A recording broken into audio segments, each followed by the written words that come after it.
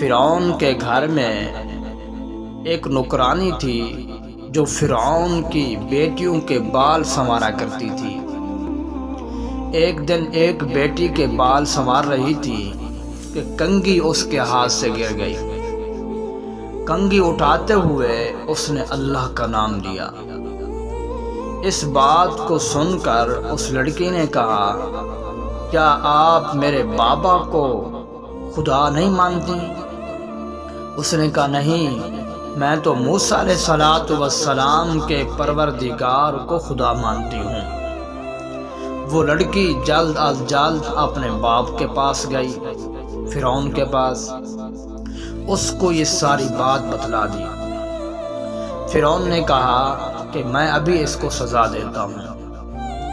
فرعون نے اس کو بلایا اور پوچھا کہ کیا تم موسیٰ علیہ السلام کے خدا کو مانتی ہو یا میں آپ کے دونوں ہاتھ کاٹ دوں؟ اس نے کہا، میں موسیٰ علیہ السلام کے خدا کو خدا مانوں گی۔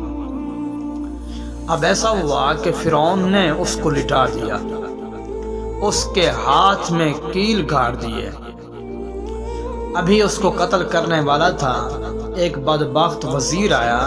اس نے کہا کہ اس عورت کی ایک دودھ پیتی بچی بھی ہے، اس کو اس کے اوپر یا اس کے سامنے قتل کر دیا جائے، پھر یہ مان جائے گی۔ تو فرعون نے اس کی دودھ پیتی بچی کو منگوایا اور اس کے سینے پر لٹا دیا، اور وہ بچی دودھ پینا شروع ہو گئی۔ انہوں نے کہا، دیکھو، اس بچی کو ہم قتل کر دیں گے اگر تم فرعون کو خدا نہیں مانتی۔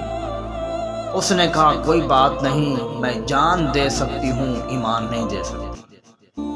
لہٰذا اس بچی کو اس کے سینے پر ہی قتل کر دیا گیا۔ اب خون بہہ رہا تھا۔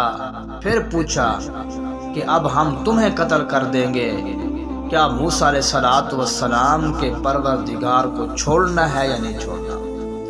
اس نے کہا، اب میرا اتنا ایمان ہو چکا ہے بیٹی کو دیکھ کر کہ میں اپنی جان دے سکتی ہوں، ایمان کا خون نہیں کر سکتی۔ تو بالآخر بدبخت فرعون نے اس عورت کو بھی قتل کر دیا، اور عورت وہ شہید ہو گئی اور ہمیشہ ہمیشہ کی زندگی پانے والی بن گئی۔